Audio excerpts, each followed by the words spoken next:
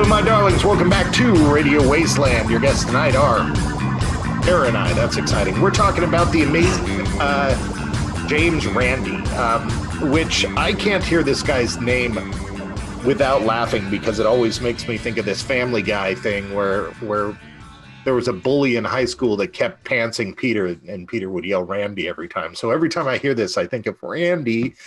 But he had some cool name like Randy the Magnificent or something, wasn't it? It's like something like that. Name, you know?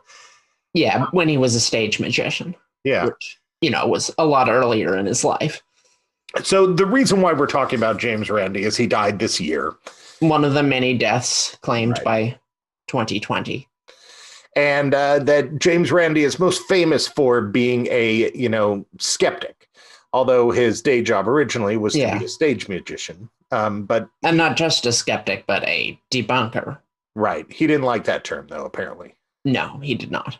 But that's what he's remembered as. Right. He preferred investigator. But, I wonder what the general consensus in the magicians...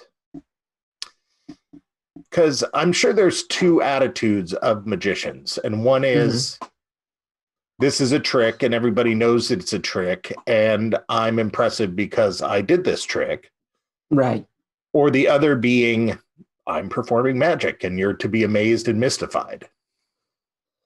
Right. Well, I think there's a long history in the magic community of debunking other magicians and paranormal stuff. Most notably, Harry Houdini was a friend of Conan Doyle for a while until he debunked one of Conan Doyle's most favorite spiritualists, because Conan Doyle was big into seances and all of that, mediumship, and that got them to be mad at each other. But there was even a time when Harry Houdini was like exasperated and he was explaining to Conan Doyle, I've done these tricks, you claim they are supernatural, but I'm telling you there's nothing supernatural about it. I'm not going to tell you how I do it, but that's what it is. To which Conan Doyle responded, well, perhaps you too are supernatural, and perhaps you too have psychic powers,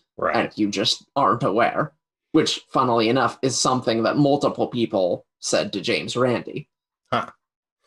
Yeah, I don't know. I think that's kind of a desperate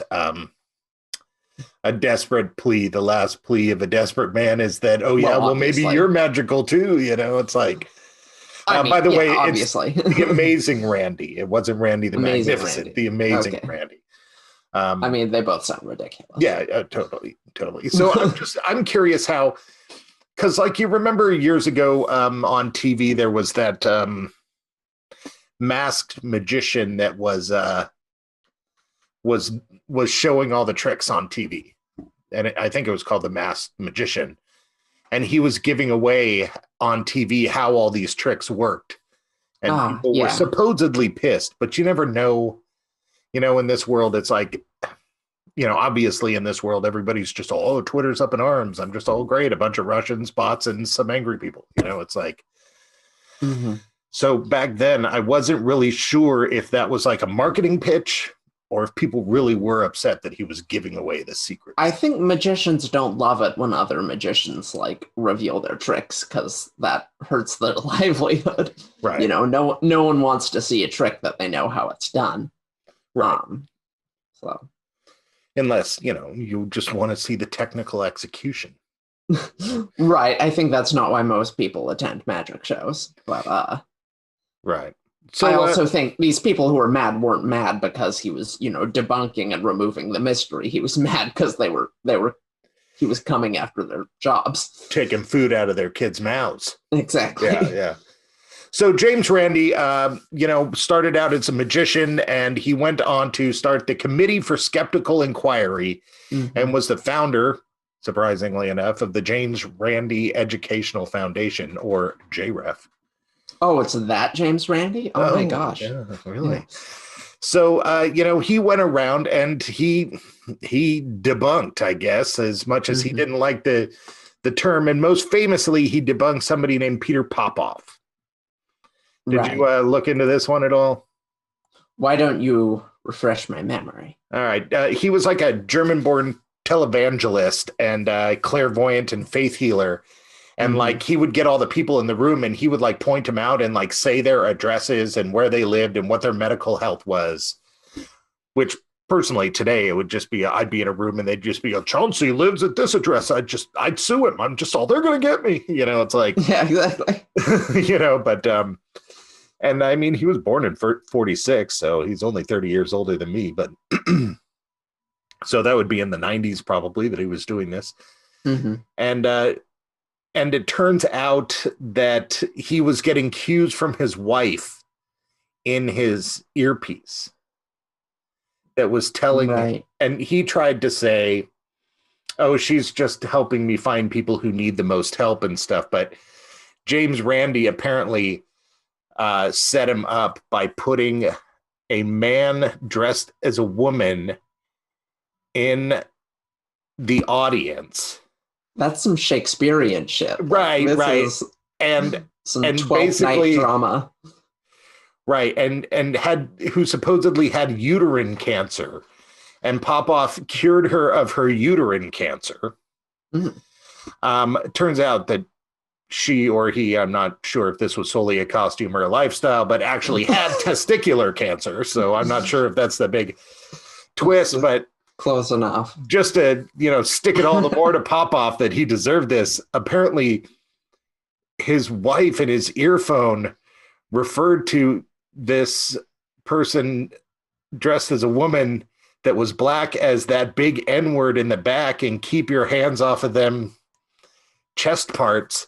I'm watching you. And there was basically a lot of sort of racist and sort of homophobic slurs going on at the same time as he was curing the supposed uterine cancer. So I guess I like James Randi a lot for that, for sticking with that guy, Yeah, well, I mean, there were a lot of people. Uri Geller sued him, I think, for like exposing one of his tricks. Uri Geller was very litigation happy. He sees a problem, he sues it. So, which is, I think we can all agree, a prime characteristic of some of the world's most trustworthy people. Sounds like people driving around looking at buildings to sue the buildings for not having access. And exactly, because that apparently is going on. And don't get me wrong, I believe that wheelchair access is important, but there have been cases of people just driving around finding buildings that didn't. Right, for the money. Yeah. So he did this 2-hour television special called Exploring Psychic Powers. And he, I think there's some really interesting stuff in here about specific people he debunked, because the idea was that there was a prize for anyone who could come on and demonstrate that they had powers. This was separate from his $1 million prize. And basically he would set up experiments to sort of catch them. So like there was an astrologer who said that he could ascertain a person's astrological sign just after talking to them.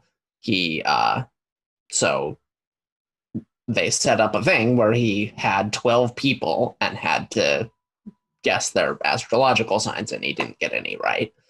And there was a person who claimed they could read auras around people. So basically they set up an experiment where there were a bunch of screens and people were behind some of the screens. And she had to like guess which volunteer was behind it, because she saw their aura, and then it's like, okay, now had to line them up to the screen, who was behind the screen based off of the aura. That makes sense. Right. And like these tests were pre-agreed to by each person. Right. So the idea is that, she can see auras a few feet above their heads. So the screens were, set up in such a way that she would be able to see their auras, but not the person.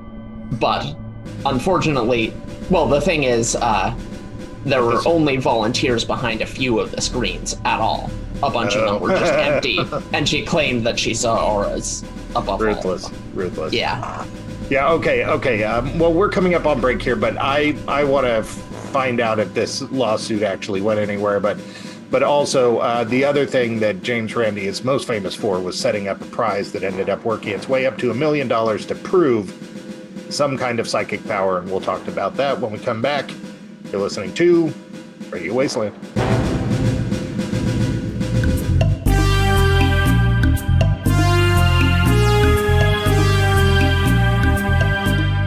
And don't forget to follow Radio Wasteland on Facebook at facebook.com/radiowasteland.us. Hate to see you hungry. All right, welcome back to Radio Wasteland. You're listening to Chauncey and Kara as we talk about the famous, maybe infamous, if you're a liar, James Randi. James Randi, as we talked about before, he was famous as a magician, the Amazing Randi. Should have been the Amazing Rando.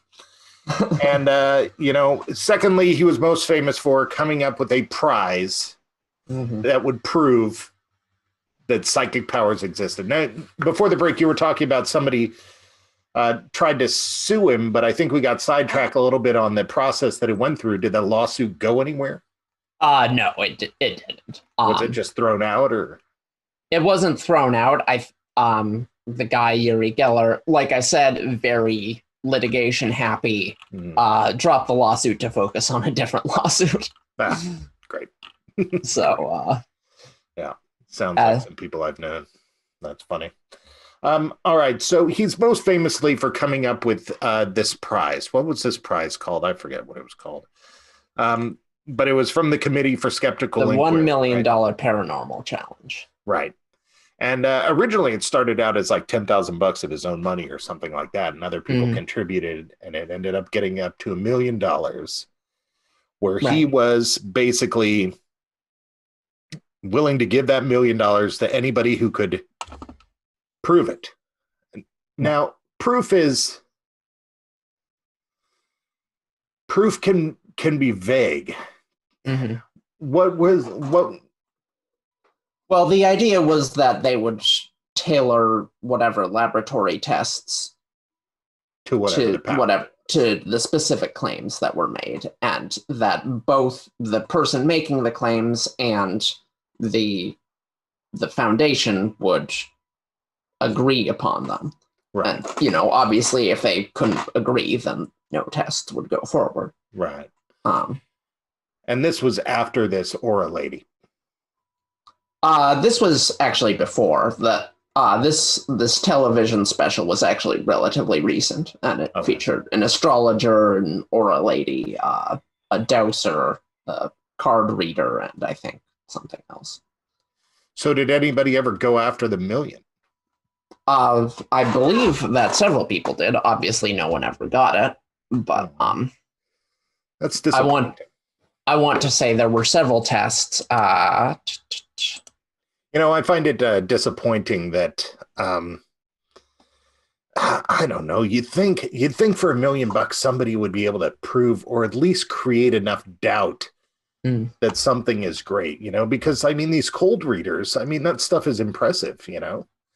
When you see the cold read, I look at it and I know what it is, or at least I know what they call it, and I still look at it and go, I don't know. Maybe there is some level of deeper understanding going on there, some level of give and take, so it's a little disappointing that nobody ever got up there and actually did something that made everybody kind of shrug. Yeah, it is disappointing, but reality is terrible. So it looks like there were 8 different claimants, and all failed. And then there were a whole bunch of applicants who were rejected because they couldn't come to a compromise or an agreement on how to do the test. There were a whole bunch of those, obviously. Yeah, because like you watch what's that singing show, American Idol? You get every jackass and their brother up there willing to give it a shot. You think for $1 million to prove your psychic ability, do you think people would just be randomly getting up there going, let's give it a shot, maybe I have psychic powers? With enough motivation, maybe $1 million motivation, maybe I can read their mind. Yeah, I think people probably don't want to be humiliated. They seem to be all right with it on American Idol. That is true. Yeah, that's a good point, but I feel like I got told I'm not a great singer on TV is in a sort of different category as I got told that I'm a charlatan and a liar by a bunch of scientists. Yeah, that's true. But I don't know. That's true. But yeah, I don't know. Like men that stare at goats, you know, I want to believe that something's going on out there and all this remote viewing and stuff like that, but with nobody able to prove anything. Now, these remote viewers always say that they're under some non-disclosure agreement by the government. Right. And so that part's believable, I guess. But well, if you'll remember, the Project Stargate was shut down in the 90s after it had been running for 20 years. And it was shut down, at least according to the government, who obviously are not to be trusted, but because they said it had never produced actionable intelligence. Now, there were a couple of hits. There was something like a submarine they found at some point, a plane crash they found, but there were also, so many misses that it was like, we can't trust their word anymore. Well, it's like the argument of why lucky people are lucky, and that is because they're willing to try. Right. It's like, the statistics. Yeah, I mean, I think success in this is a total tangent, but I think success in life is generally much more attributable to just banging your head against the wall till you find the weak spot rather than figuring out where the weak spot is, because I think the latter is basically impossible. Right, like was it Einstein, 99% perspiration and 1% inspiration? Right. Yeah. So is that how you? That's why the dumbest people are in charge of everything, because they don't learn from failure, so they eventually just break through the door. Yeah, exactly. Is this how you live your life? Oh, I live my life paralyzed by indecision. I see. Yeah. So I recognize that I should be beating my head against the wall, but darn it, the wall is hard and my skull is fragile and easily broken. Right. That's funny that you say paralyzed by indecision, because I did too. And my dad, I don't know if he coined the term, but he used to refer to me as having paralysis through analysis. And and that's the price of being smart, people. Yeah. It's hard to be so like smart. Us. Hard to be so smart, and handsome, and beautiful. What are you gonna do? It really is such a curse. Yeah. So, debunking, talking about James Randi, we're done before we talk too much about how, but debunking, him talking about how he didn't like the term debunking, like, makes me think like, I don't know, is that really, I'm trying to decide if it's a noble pursuit. I think so. And like, well, where's the line drawn? I mean, should you debunk religion? Should you debunk just when it becomes expensive? Well, James Randi thought so. James Randi was Richard Dawkins' level of hating religion. He said something about, he thought that the belief in God was one of the worst things to afflict humanity ever. Dude. Yeah. So that's some like burned at the stake. That's burned at the stake talk right there. Yeah. Well, I mean, I don't necessarily share this, but his belief was, yes, debunk anything and everything that is untrue. I think, a lot of, card readers and phone psychics and stuff, those people know they don't have powers, mostly. These are people who answered an ad to do this gig and have some modest cold reading ability. But, that's not the point. It's for fun. Right. So if James Randi had been, debunking these people, I would have been like, okay, that's lame. But he mostly stuck to very high-profile folks with, a cult-like following. And I think dunking on cult leaders is always valid and a good thing to do. Yeah, and when I was growing up, there was this woman, and she had a call-in thing, and she was like some Jamaican lady, and she had this sort of big call-in thing at the time, and commercials were all over the place when I was, through my 10s all the way up into my 20s. So people my age are probably going to remember this. I wish I could remember her name, but she had some mystical name, and she was She was a Jamaican, which obviously means that she has psychic abilities. I never really understood that part. Was it just of course playing off of the foreignness of it, or I was never really quite sure. But maybe she just happened to be Jamaican.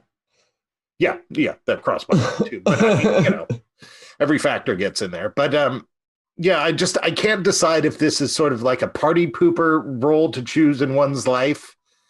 I'm all super science and I'm going to go out and debunk fun, or is this something that the world really needs? Given the world right now and the way that people are so eager to kind of follow whatever BS is going on. And I mean, I agree with what you said earlier. Reality does suck.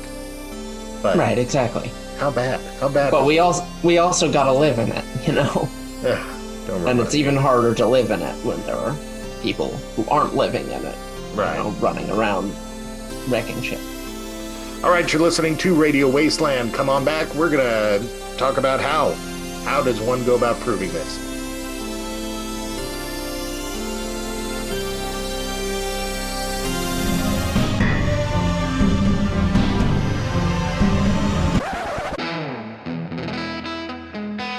Find all our shows and archives by visiting Radio Wasteland at radiowasteland.us.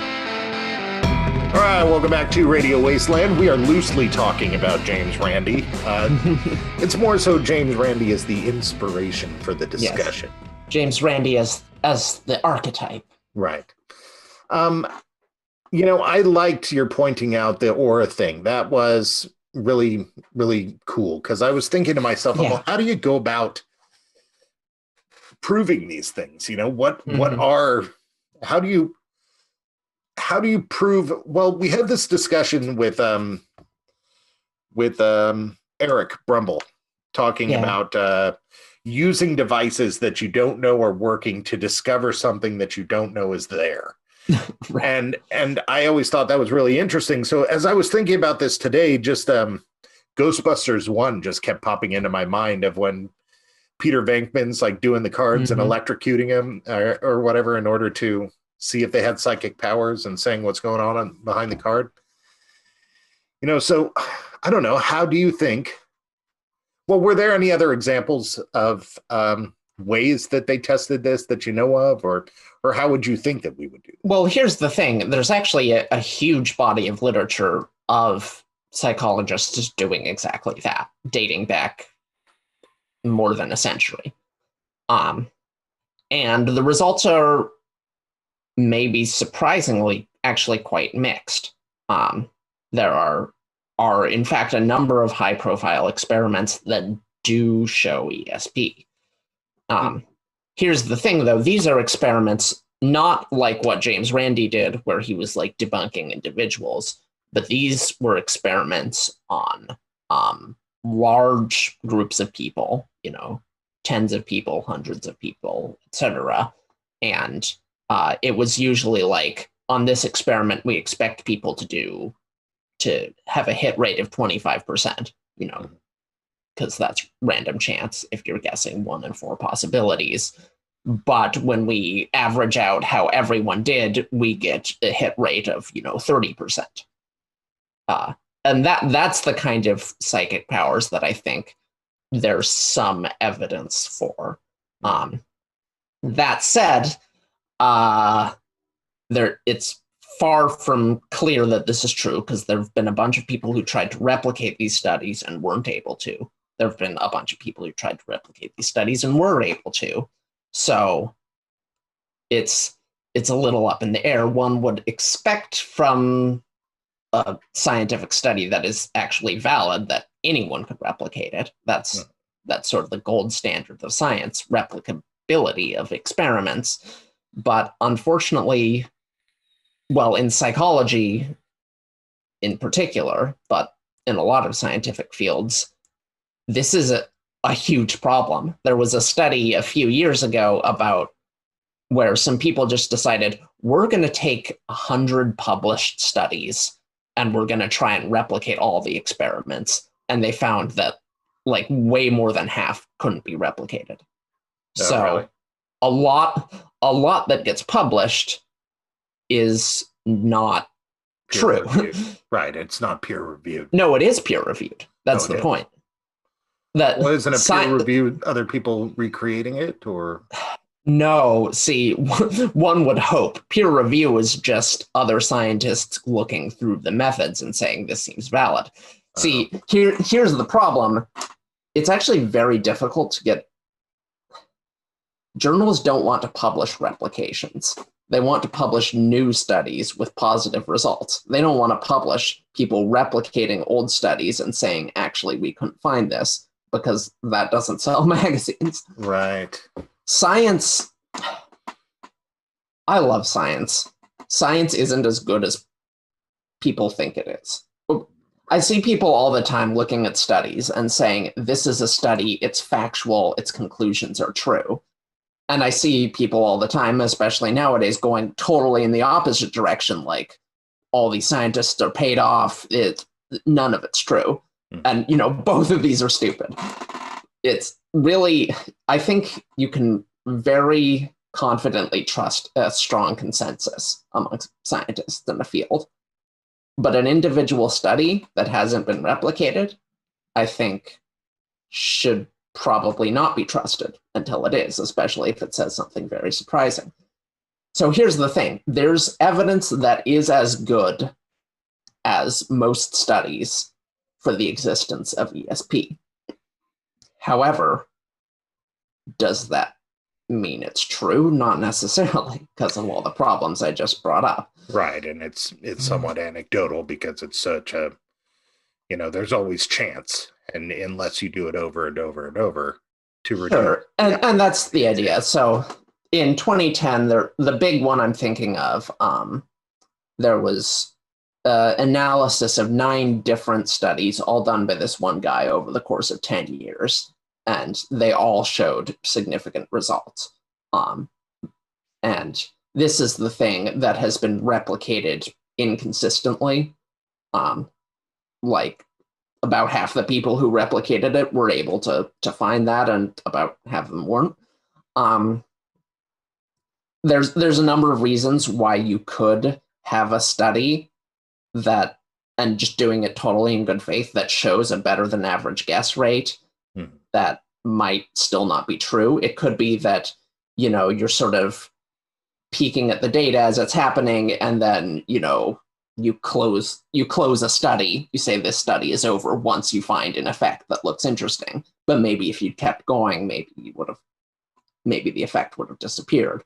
Or, you have a large group and it shows an effect, and it doesn't show an effect, but you break it up into 2 smaller groups and maybe it does show an effect.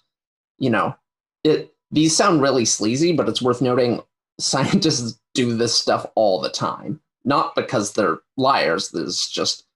These were studies conducted over 10 years. It's easy to get sloppy. Right. So right. I think, yeah, people are working on proving it. I think there needs to be a lot more work. And I don't know. It's hard to trust it. So what do you think? Do you think it is or it isn't? If you had to just guess, all right. So, somebody comes to you, says, I know whether there is or isn't. $100 if you guess right. What do you think?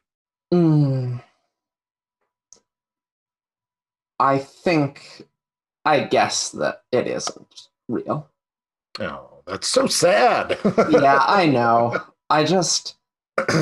Yeah, it's sad. That's actually a real tough one because, for every human society has had some version of belief in psychic powers, which is a big inducement to believe for me. But also, people are just bad at evidence. Right. And, people weigh anecdotal stuff way too much, even though it's, anecdotal evidence is good if you're talking about the best way to make eggs, but it's useless for the big questions. Completely useless. Right. And I don't know what the tests are, but it seems like the more people and the looser you make the test. So you were talking at one point about random number 1 through 4, large group of people, statistics, and going outside of that statistic, and I was thinking while you were talking about that half of that could be proving ESP, but the other half of that arguably could be proving global consciousness or fourth dimensional consciousness that it has nothing to do with any kind of ESP. Well, I think proving like action of ideas or something. I think proving the existence of any of those would be equally surprising. Right, but absolutely. But what I'm saying is that the further out you get, the more vague the possible answer becomes. Sure. And yeah, that's actually kind of a criticism of it, which is that like there's no like ideological framework for what is happening here. Right. It's literally just weird results, therefore better than chance. I think that's sort of a silly quibble, because every time science advances, it's because there's some weird result. Right. That, like, but nobody wants to pay millions to have them come back and be all, we found the answer, and the answer is something really weird happened here. You know, it's right. Like, it all comes back to money. You know, there's very little money spent to replicate the stuff. And like I said, there's this huge drive to only publish stuff that's new and surprising, which is not how science is supposed to work. You know, frankly, this could all be sewn up if we had more funding for basic research. But right, but practical application for the money. All right. Yeah. One last thing. Can you tell what I'm thinking right now? You would like a burrito. Close. What I'm thinking is, we're done. Time is up. You've been listening to Radio Wasteland, but let me leave you with one final question. Do you believe in psychic powers and or want a burrito? Check us out at radiowasteland.us, and also next week, same bat time, same bat channel.